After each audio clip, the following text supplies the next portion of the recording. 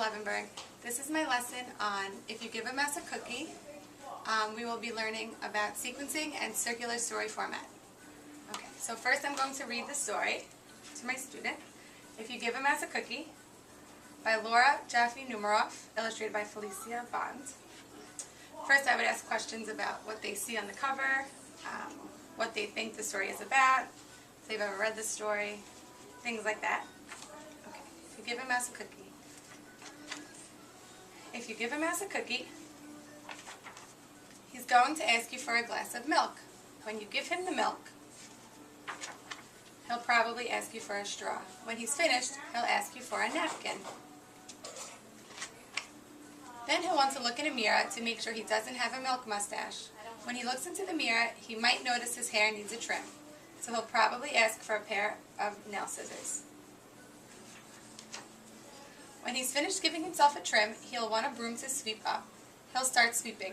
He might get carried away and sweep every room in the house. He may even end up washing the floors as well. When he's done, he'll probably want to take a nap. You'll have to fix up a little box for him with a blanket and a pillow. He'll crawl in, make himself comfortable, and fluff the pillow a few times. He'll probably ask you to read him a story. So you'll read to him from one of your books, and he'll ask to see the pictures. When he looks at the pictures, he'll get so excited he'll want to draw one of his own. He'll ask for the paper and crayons. He'll draw a picture. When the picture is finished, he'll want to sign his name with a pen. Then he'll want to hang his picture on your refrigerator, which means he'll need Scotch tape. He'll hang up his drawing and stand back to look at it. Looking at the refrigerator will remind him that he's thirsty. So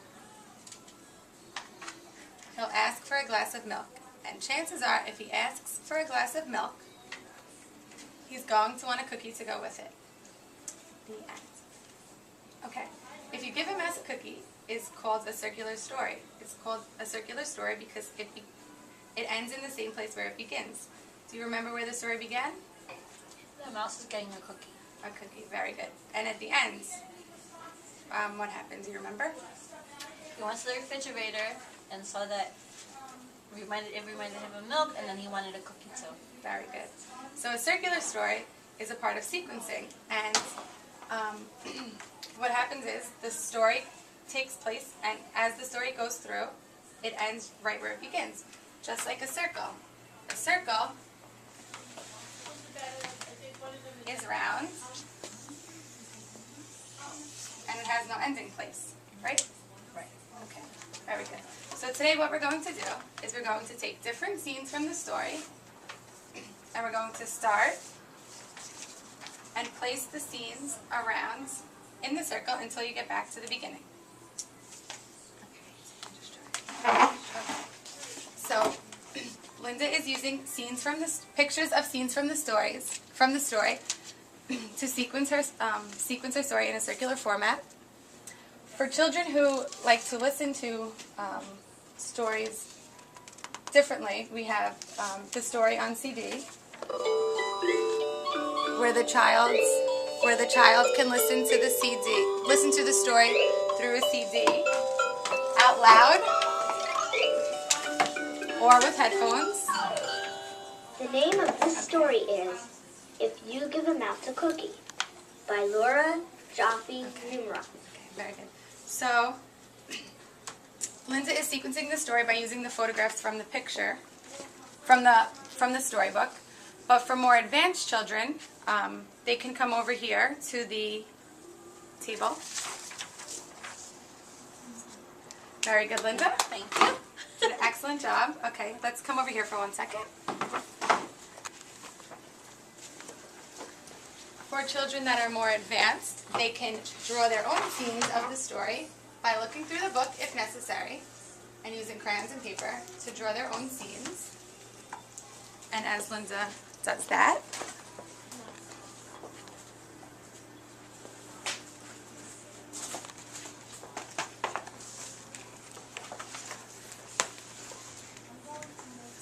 so Linda will draw different scenes of the story and use the same circular format on the chart paper to sequence the story in a circular format.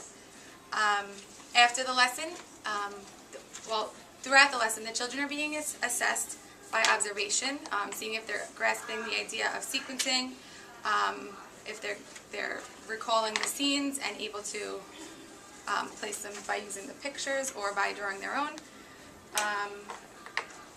And that's about it. When Linda's finished drawing her scenes, she would place them around the circle just like on the carpet with her own art, drawings and art. And that basically concludes my lesson on differentiated instruction using If You Give a Mouse a Cookie. Thank you.